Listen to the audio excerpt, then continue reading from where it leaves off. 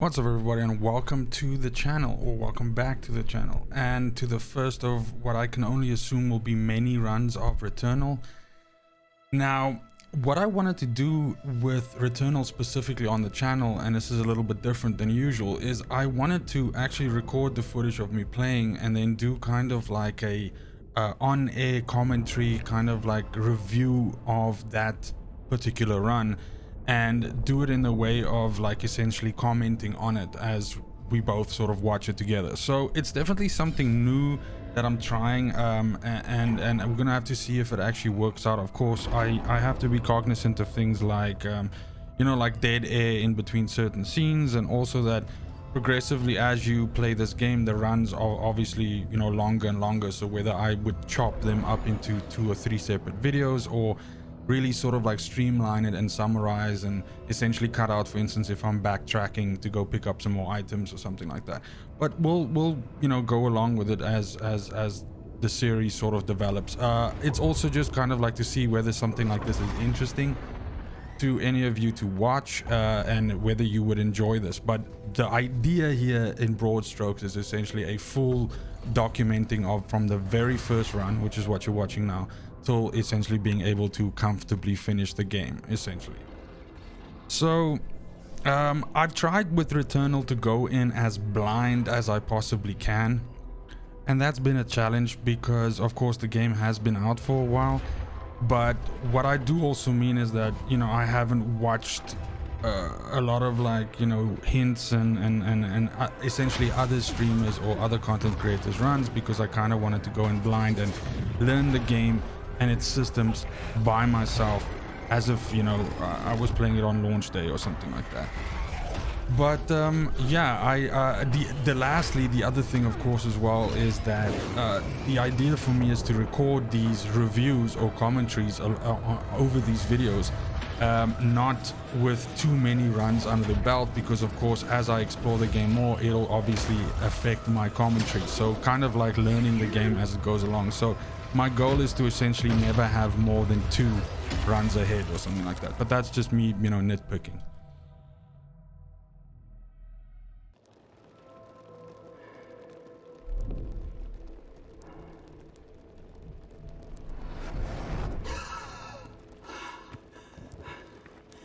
Astra, this is Celine. I've crashed on Atropos. I survived, but Helios did not. Suit status operational, but my sidearm is missing. I'm leaving comms open. Now, of course, the other thing that I also wanted to, you know, be cognizant of is not to actually talk over the character, or if there's some exposition or something like that, because that'll just be jarring.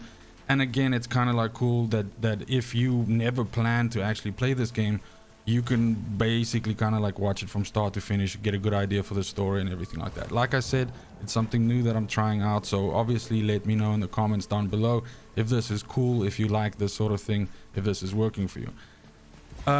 Something right off the bat that I can comment on with the game is that the controls are spot on, and of course for a game like this where reflexes are super important, I just really like the response.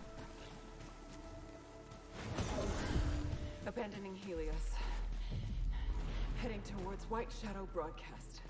Now the aesthetic is also really appealing, because I don't know, for some reason, but right off the bat this game reminds me so much of Prometheus, the Ridley Scott Aliens, you know, not remake, but, you know, you know, like the, yeah, I guess the, I don't really know what you would call it, a pre.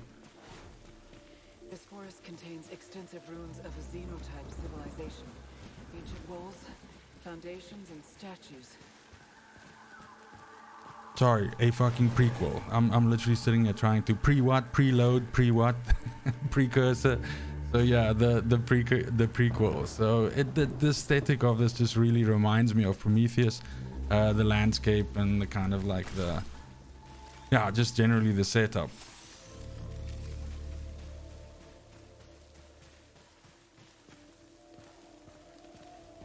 Scout log, Atropos.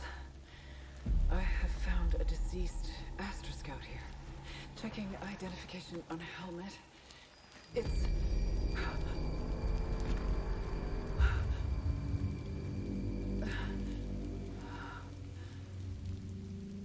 I mean, this is basically it, right? It's like space Groundhog Day, you know.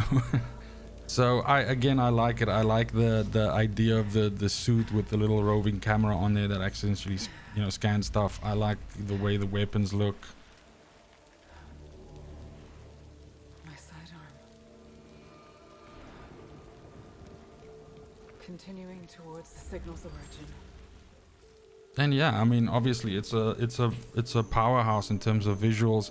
It's amazing what House Marquee were able to do at such an early sort of stage of the PlayStation 5's life cycle, that they were able to do so much. Also, this game has amazing 3D audio, which is really, I mean, you obviously have to have the right headset to have that, you know, to kind of like see it, or well, not see it, hear it, but yeah, it's really good. I mean, just messing around in the inventory as well, at this point in time, it was clear to me that you could build up proficiency in weapons and things like that. And also just, you know, I like the idea of, you know, roguelites like this, that you essentially chip away at the difficulty of it, whether it is through small incremental upgrades or new abilities and things like that, but that it's not just a case of, you know, get good, like you just have to play better. Like the game is also like in a soft way through mechanics and skill unlocks and things like that, actually helping you to sort of bridge the skill gap and eventually, you know, get further, even if you are not the most, you know, proficient player. Another movie that this game reminds me of a lot is Edge of Tomorrow, or Live, Die, Repeat, the Tom Cruise movie with Emily Blunt in. Encountered scavenger fauna.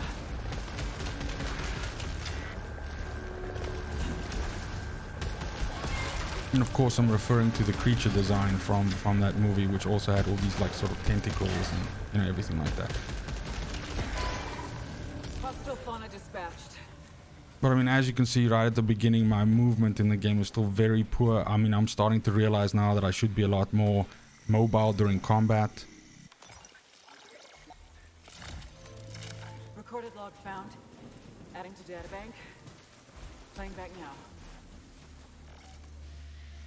Scout log. Atropos. Elapsed time 30 minutes since last crash. Whole areas of this forest are rearranging themselves like a fluid puzzle after each of my... Whenever I return, per Astra protocol, I will not be recovered until I reach the broadcast signal. If you're hearing this, you are stuck here too. I don't remember recording that.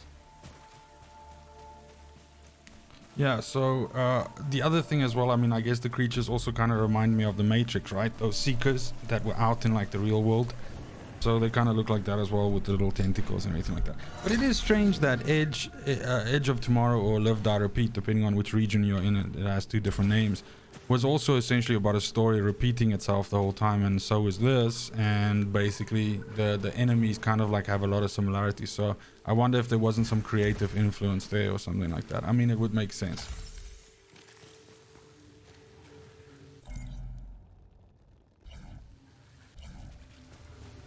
Security system encountered. So I mean, the first run essentially familiarizes yourself as a player with a lot of the common sort of mechanics and that sort of thing. And I don't just mean like the dodge and, you know, being able to cross large gaps and things like that, but the small invulnerability window that you have during the dodge, which is important for you, for instance, getting through those lasers, but also getting through the bullets and the shots and everything like that coming from the enemies. Because while it's not apparent right now, obviously the later on enemies are a lot faster and they fill the air with bullets. Now the mechanic that you have in here is essentially this adrenaline system, that every 3 mobs that you kill gives you a stack of adrenaline, and that's what you see in the bottom middle there. So I already have 1 stack now. Every mob I kill increases by 0.3, so every 3 gives you another stack, and this can go all the way up to 4.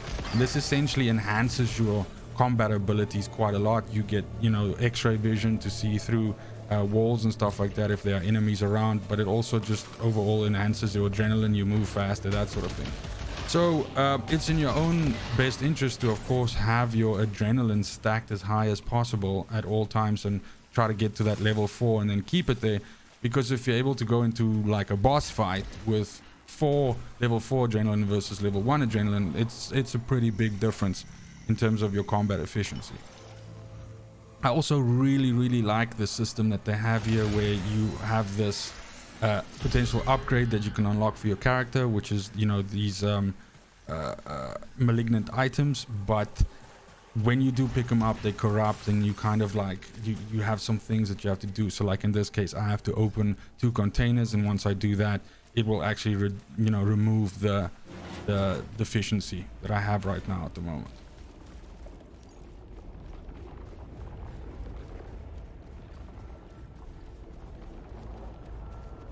Discovered piled corpses of a xenotype species, likely the architects of these ruins. These could be the sentients that broadcast the white shadow signal. This part in particular is where the Prometheus sort of feeling really set in. It is impossible to escape. I have tried everything. I'm always brought back by... There is a moment between death and rebirth when tentacles drag me down, screaming, drowning, returning. Encountered hostile predator. So right off the bat, when I fell down this well, or whatever you want to call it here, I just kind of knew that this was going to be a boss fight. And there's a lot of, mechanically, there's a lot of things here that at this point in time I was still trying to learn. So for instance, the dodge itself actually has 2 functions, where if you tap the button, it dodges a shorter distance but recovers quicker, whereas if you hold the button, you get a much longer dodge, but obviously the recovery is a little bit longer. Again, mechanically, that's pretty awesome. Then what you'll notice with me whenever I run out of bullets is there's a reloading functionality as well, where you can sort of just time it right, very much like Gears of War. And then if you time it right, you get an instant reload, and you essentially wait less. But I was really happy with this. I thought, wow, I'm getting so close now. As it usually is with games like this, is that last little bit when you just think you have it, and then somebody or the monster or the enemy basically sneaks in that last hit and gets you. But as it turns out, you kind of like, it's assumed that you lose this last fight because of the fact that this is essentially teaching you the mechanic of repeating the entire time. However, after recording this and doing and looking at this, of course, it has been mentioned to me by other people that you are actually able to make it past that boss, and then the run essentially just continues on. So it's definitely something that I'd like to try down the line and see, after I know the game a little bit better, and after I can play a little bit better, and after my movement is a little bit better, whether I could also get past that, just as a little personal challenge. But that's it. That was the first run of Returnal. I'm super excited for this series. I am really enjoying the game, obviously. And yeah, let me know in the comments down below if this sort of thing appeals to you, any of you, and if you like this kind of, approach to the game, or whether you'd rather prefer to see it live. The other reason why I'm not doing it is because the quality that I'm getting from the PlayStation 5 and in terms of streaming with my camera, that entire setup, I'm not super happy with. And that kind of also led me down this path to essentially, doing it this way. But that's it for the video. Thank you so much for watching, especially if you made it this far. Go ahead and subscribe to the channel if you want to see more content about Returnal or of any of the other games. I also cover a whole multitude of other games, and I approach all games with this kind of analytic attitude.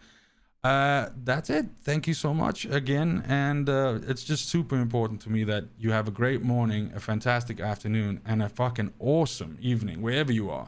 And until next video, cheers. They want the best of me now, best of me now, best of me now, best of me. They want the best of me now, best of me now, best of me now, best of me.